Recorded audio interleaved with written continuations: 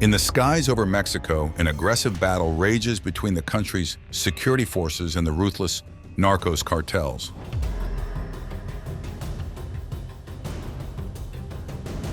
Helicopters, chase and gunfire erupts in these intense air clashes.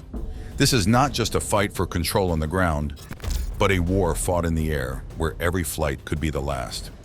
Welcome to the brutal world of Mexico's aerial combat against the drug cartels.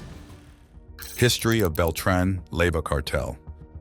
In the 1960s, in the Sinaloan countryside of Mexico, 5 brothers, Arturo, Carlos, Alfredo, Mario Alberto, and Hector Beltran Leyva grew up. They were cousins to Joaquin El Chapo Guzman, the famous leader of a powerful narcotic cartel. For many years, the brothers worked closely with El Chapo in the dangerous business of narcotic smuggling. In 2003, a big opportunity arose for the Beltran Leyva brothers. The leader of a rival group, the Gulf Cartel, was arrested. The brothers saw a chance to take over some of the Gulf Cartel's territory. This led to violent fights between the two groups in northern Mexican cities, causing many deaths, including innocent people, police, and journalists. Arturo Beltran Leyva was the main leader in 2004 and 2005. He led groups of killers to secure important trafficking routes in northeastern Mexico. The Beltran Leyva cartel used bribery and threats to gain control. They infiltrated political, judicial, and police institutions in Mexico to get secret information about anti-narcotic operations. They even had connections inside the Interpol office in Mexico. In 2010, Oscar Osvaldo Garcia Montoya, a former member of the Beltran Leyva cartel, tried to rebuild some parts of the cartel under a new gang called La Mano con Ojos. However, he was arrested in 2011, and authorities said he was the last important link to the Beltran Leyva cartel, which was now broken apart. On April 28, 2012, there was a major clash in the Shua Mountains between the remaining members of the Beltran Leyva cartel and their rivals. At least 32 armed men died in the fight. This renewed violence was partly due to the cartel and its allies moving into an area traditionally controlled by another violent group called Los Zetas. Hector Beltran Leyva, the last leader of the cartel, was captured on October 1, 2014, while eating at a restaurant. The U.S. offered a reward of $5 million for information leading to his capture, while the Mexican government offered $2.1 million. The capture of Alfredo Beltran Leyva on January 20, 2008, was a huge setback for the organization. Alfredo was a crucial pawn for smuggling and money laundering. In revenge, Arturo ordered the killing of top federal police officers, including the commissioner Edgar Eusebio Millan Gomez. Arturo blamed their cousin El Chapo for Alfredo's arrest. In retaliation, he ordered the killing of El Chapo's son, Edgar Guzman Lopez, who was shot by at least 15 gunmen in a parking lot. Alfredo's arrest caused old grudges to resurface, especially between El Chapo and Arturo's new allies, the Juarez cartel. This led to increased violence in Ciudad Juarez, one of Mexico's most violent cities. The Beltran Leyva brothers allied with Los Zetas, creating more conflicts in areas where different leaders struggled for power. In February 2010, the Beltran Leyva cartel and Los Zetas fought a bloody battle against a new alliance formed by the Gulf Cartel, Sinaloa cartel, and La Familia cartel in Reynosa, Tamaulipas. This violence turned some border towns into ghost towns as people fled the chaos. Reports from early 2010 showed that the Beltran Leyva cartel was experiencing internal fights for control. One group was led by Edgar Valdez Villarreal and Gerardo Alvarez Vazquez, while the other was led by Hector Beltran Leyva and his lieutenant, Sergio Villarreal Barragan. In April 2010, Hector Beltran Leyva created a short-lived branch of the cartel in Morelos State called the South Pacific Cartel. This group became notorious for employing a 12-year-old as a gunman and executioner. Arrest of Hector Beltran Leyva. When figures like H2 became the leader of the organization after Hector Beltran Leyva was arrested in 2014, Mexican security forces started hunting H2. They knew he operated out of Tepic, but needed months of intelligence work to confirm his exact location. Captain Sanchez's capture was urgent, not only because he led the Beltran Leyva cartel, but also because of an attack on officials. This ambush, which was meant to rescue a drug lord named Kevin being transported by ambulance, resulted in the deaths of 5 soldiers and injuries to 10 more. H2 was held responsible for planning the attack, making his capture a top priority.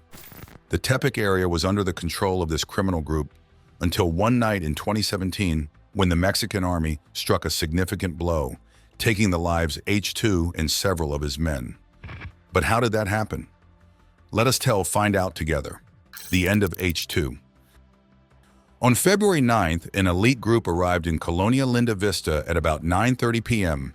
After getting crucial information about H2's address, they approached the house and were met with gunfire from the roof, leading to a dramatic shootout that would be remembered by all involved. From the roof of the house that was used as a bunker, his hitmen were taken out by special forces that had arrived. Officers called for more backup. An M1 helicopter, which can fire 500 rounds per minute, cleared the area. The scene looked more like a war zone in Libya or Syria than the capital of Nayarit. With no enemies left on the roof, the elite Mexican Navy forces entered the property. In the fight against the gunmen, they shot down 8 suspected criminals, including OH2. The mission was to capture the man responsible for the recent wave of violence in Mazatlan, Sinaloa, one of the most violent places in the country. According to the charges, Patron Sanchez was behind at least 150 deaths in recent months. But what made him a priority target for the federal government was that he was blamed for planning an ambush on an army convoy in September 2016, which took the lives of 5 soldiers and injured more than 8 in Culiacan, Sinaloa. One of the Humvees, which was conducting reconnaissance, was attacked by narco-terrorists armed with .50 caliber weapons. The Humvee received air support from a Mexican Marines helicopter armed with a minigun. In the firefight, the leader of the Beltran Leyva cartel, H2, and 7 other narco-terrorists were killed. With the 2 captures of El Chapo Guzman, it seemed like the authorities had the upper hand, but the leader of the Sinaloa cartel continued to control the filthy business. A brutal battle began between the Sinaloa cartel, known as Chapos, and the Beltran Leyva cartel, known as Beltranes. This conflict increased the levels of violence in Sinaloa and Nayarit. One of the criminals arrested with H2 said, "We knew we were in trouble when we started seeing black vans everywhere near our houses. But they weren't just looking for us. They wanted to get the boss. Until yesterday, when they found him, and they got him." Surprisingly, no civilian casualties were reported. The governor of Nayarit, Roberto Sandoval Castañeda, called the operation surgical. Admiral Vidal Francisco Soberon Sanz, Secretary of the Mexican Navy, stated that the criminals' deaths were not caused by the helicopter attack, but by the 15 soldiers who entered the house after the Blackhawks stopped the shooting from the roof. According to an account, the H2 and half a dozen gunmen were taken down by troops on foot once inside the house. Using a big army helicopter in a neighborhood made people worried. Sanz said the helicopter shot for less than 7 seconds to stop the criminals who were shooting from a roof. When we look at recent fights between Mexican police and gangs, we see that the gang members now have weapons like machine guns, rifles, and grenades, just like the police. Gangs like the Beltran Leyva are a big danger to Mexico's safety. If this violence keeps happening, using military stuff like Blackhawks in busy cities will become normal. Mexican nights will keep being lit up by powerful bullets until this nonstop war ends. This attack was a big try by the Mexican government to stop the violent gangs that have hurt the country. Catching and getting rid of important gang leaders like H2 are important steps to weaken these criminal groups. The Mexican government is working hard to fight these gangs, not only with the army, but also with local and national police. The goal is to mess up the gangs' plans, take their stuff, and punish their leaders. Even though they try hard, the gangs change and keep doing harmful things. So fighting them is still a big problem. Jalisco attack and failed capture attempt of Nemesio Oseguera Cervantes, alias El Mencho. On May 1st, 2015, the Jalisco New Generation Cartel, CJNG, launched a series of attacks in Jalisco, Mexico, and 4 nearby states. They did this to stop the capture of their suspected leader, Nemesio Oseguera Cervantes, also known as El Mencho. The attacks began early in the morning in a place called Villa Purificación. 4 helicopters from the Mexican Air Force and federal police spotted a convoy of CJNG members protecting El Mencho. As one of the helicopters flew over, the cartel members shot it down using rocket-propelled grenade (RPG) launchers. This attack resulted in the deaths of 9 law enforcement officers and injuries to several others. It was the first time in the Mexican drug war that organized crime groups shot down an aircraft. The events began before dawn, around 6:30 a.m., when a CJNG armed convoy traveled from Casimiro Castillo to Villa Purificacion using dirt roads. To avoid being seen by the helicopters doing air surveillance, they drove with their headlights off. One of the vehicles had RPG launchers. As the helicopters flew over the convoy, the CJNG members opened fire. They hit one of the helicopters, a Cougar EC-725, with a Russian-made RPG-27 rocket launcher. The helicopter was carrying 18 passengers. After being hit, the helicopter spun in the air and tried to regain control, but eventually crashed and exploded. The attackers fired 6 missiles at the helicopter and hit it twice. They also tried to shoot down another helicopter but missed. After the crash, the CJNG gunmen attempted to take down any surviving passengers. However, military reinforcements arrived in the air, preventing the gunmen from reaching the crash site and forcing them to retreat. 9 passengers on the helicopter died due to the attack. 8 of them were from the Mexican Army, and 1 was from the federal police. Some of the soldiers who died were part of the Cuerpo de Fuerzas Especiales, an elite special forces unit of the Army. The other passengers were taken to regional military hospitals in Guadalajara for medical treatment. The conditions of the injured were not made public. Death of military officials. On the day of the attack, the Mexican government reported that 3 military personnel lost their lives and 3 soldiers were missing. Additionally, 12 passengers, 10 from the Army and 2 from the federal police, were injured. The initial search was within a 100-meter radius, but it expanded when the missing soldiers were not found. On May 4th, the government located the victims' bodies, identified through DNA tests due to the explosion's impact, raising the death toll to 6. On May 6th, a 7th Army passenger died from his injuries. In the following day, a federal police passenger also passed away. On May 10th, the 9th victim, an Army soldier, died in the hospital. 4 passengers were discharged, while 5 remained hospitalized. Following the helicopter attack, police and military cordoned off the area and searched thoroughly. They found 4 abandoned vehicles believed to belong to the attackers, containing military uniforms with CJNG Special Forces High Command insignia. No arrests were made immediately. The Army seized various weapons, including assault rifles, handguns, RPG launchers, rocket launcher missiles, grenades, numerous ammunition, and other illegal items. They also confiscated communication equipment, bulletproof vests, and 9 vehicles, 1 equipped with RPG launchers.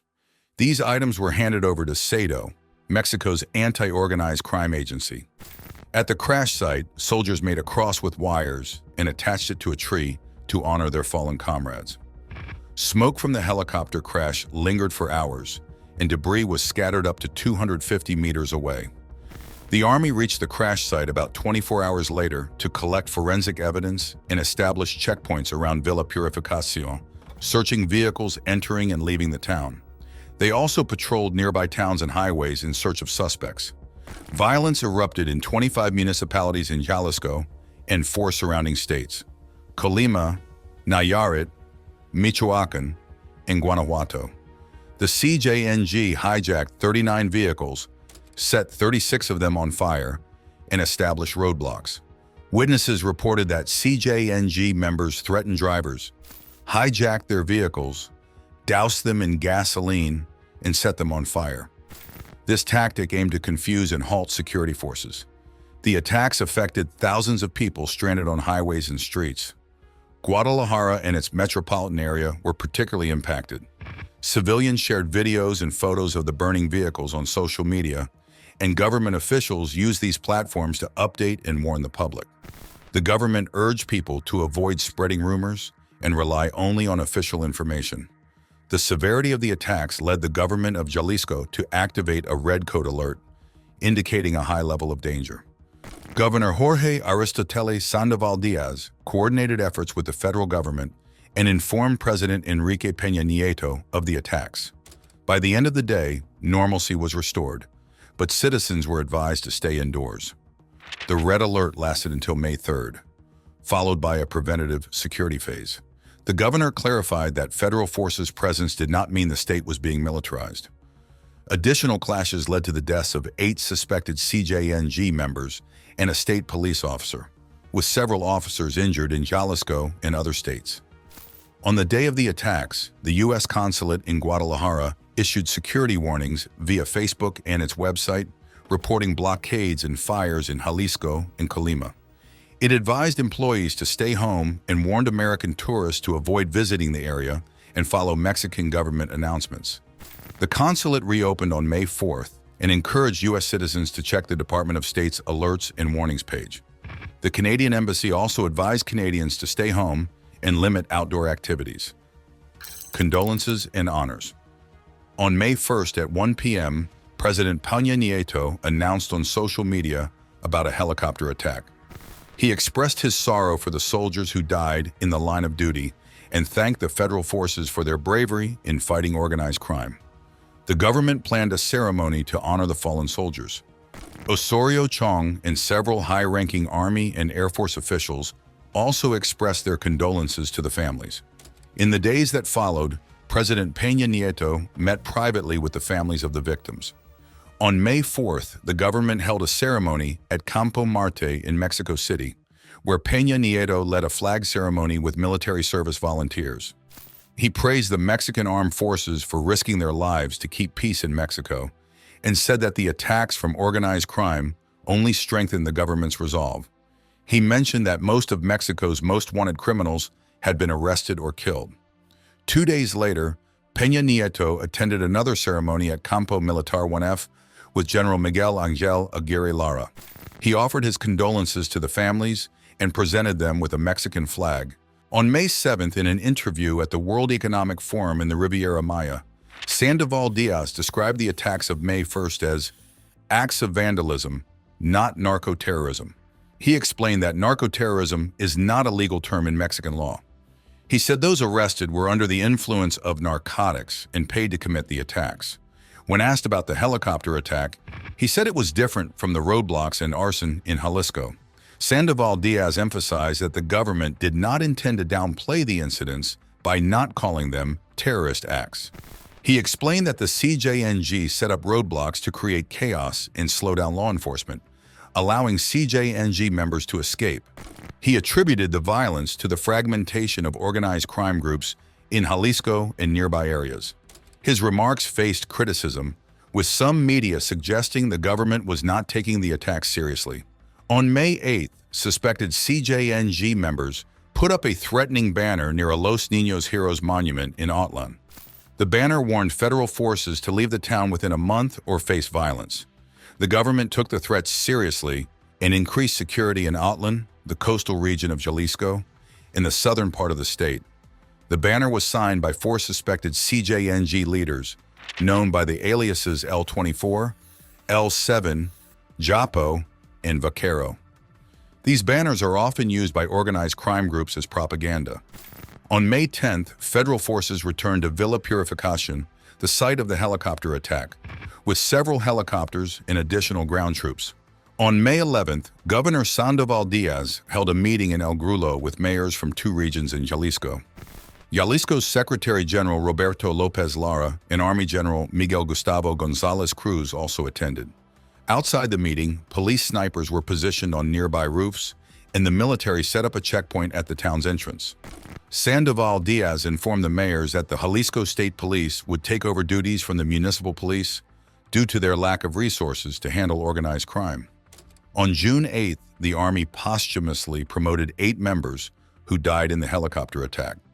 The promotions included 2 Army infantry captains, an Air Force pilot, an Army infantry lieutenant, an Air Force sub-lieutenant, 2 second-degree Army infantry sergeants, and another Air Force member. Another military police member who died in a separate incident in Tamaulipas was also promoted. This action was approved by Salvador Cienfuegos Cepeda, head of the Secretariat of National Defense. The promotions were meant to honor the soldiers' exceptional service and provide support to their families. On December 23rd, President Peña Nieto awarded Iván Morales Corrales one of the survivors of the attack, a medal for his bravery. Morales suffered severe burns on 70% of his body and nearly died. The ceremony took place at the National Auditorium in Mexico City, with over 10,000 PF members and the victim's family in attendance. Aftermath of the May 1st attack. After the attacks on May 1st, the government arrested 19 people suspected of being involved. One suspect was injured during a gunfight with a Jalisco state police officer and was arrested while in the hospital. He had been shot after reportedly hijacking and setting a vehicle on fire. The officer was injured, but in stable condition. A few days later, the government confirmed that only 11 suspects remained in custody, including one minor. The Jalisco Attorney General, Luis Carlos Najera Gutierrez de Velasco, said that the other 8 detainees were released after being found not guilty. Of the 11 remaining detainees, 6 were accused of terrorism and organized crime for participating in car hijackings and arson. 4 others were charged with stealing oil for arson. On May 6, the PGR formally charged 5 suspects with illegal possession of military firearms, attempted murder, and involvement in organized crime. The next day, a judge ordered the release of 3 suspects, stating that they were arrested illegally and denied their right to a lawyer during their confessions. On July 22nd, another suspect was arrested in Tlacpac for his suspected role in the May 1st attacks. On May 15th, the government of Jalisco disarmed the municipal police forces of Villa Purificación and Union de Tula. Villa Purificación had 19 police officers and 1 police chief, while Union de Tula had 11 police officers and 1 police chief. All were ordered to appear in court. The state government has the legal power to disarm municipal forces because it can grant and revoke licenses for bearing arms. Governor Sandoval said this nonviolent procedure took 3 hours and was done as part of measures proposed through Operation Jalisco in the May 1st attacks. He also mentioned that the state discovered organized crime groups had infiltrated the police. Around 150 state officials were disarmed. Jalisco's Security Commissioner Francisco Alejandro Solorio Arechiga said they retrieved 36 rifles, 46 handguns, and 9 vehicles from the 2 towns. Public security duties were then taken over by state and federal authorities. On November 18th, federal authorities arrested Ivan Cazarin Molina, also known as El Tanque, in Tlajomulco de Zúñiga for his alleged involvement in the helicopter attack.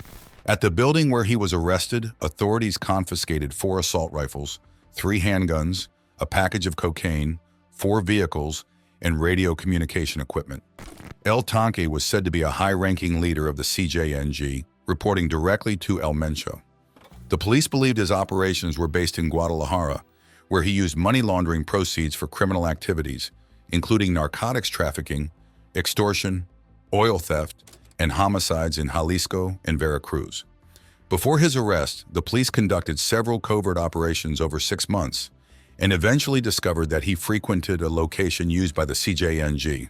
During the raid, no shots were fired because El Tanque and his accomplices were drinking and unprepared to defend themselves. On August 2nd, 2018, the Mexican government arrested 6 people for their alleged involvement in the helicopter attack and the ambush in Ocotlan. The men were arrested at a ranch in Jalisco believed to be owned by the CJNG and used as a distribution hub. Renato Salas Heredia, the CNS commissioner, said these men were part of the CJNG's leadership inner circle. The arrests were part of a PF effort known as Operation Escudo Titan. That same day, the PF also arrested 8 CJNG members in Quintana Roo. Security forces considered both Jalisco and Quintana Roo major hubs for the CJNG. Multiple vehicles and ammunition were confiscated at both crime scenes. After the May 1st attacks, the Mexican government focused on capturing El Mencho. President Peña Nieto said that the CJNG would be treated similarly to other narcotic kingpins after sensational acts of violence. CNS Chief Rubito Garcia stated that the government was concentrating efforts on capturing El Mencho. The government's reaction was intensive because the attacks were unprecedented. Investigators believe the CJNG was able to carry out the attacks due to their territorial knowledge and control, and their ability to manage resources, logistics, and intelligence. The CJNG was also suspected of having well-trained foot soldiers with former police and military training, who used paramilitary tactics during the attacks. However, the focus shifted on July 15, 2016, when Joaquin El Chapo Guzman, a leader of the Sinaloa cartel, escaped from prison again. This event embarrassed the Mexican government, which then focused on recapturing El Chapo. This shift allowed El Mencho and the CJNG to reevaluate their violent methods against security forces. Over time, the number of ambushes and attacks on law enforcement decreased, and the CJNG focused more on fighting rival criminal groups and protecting their territory.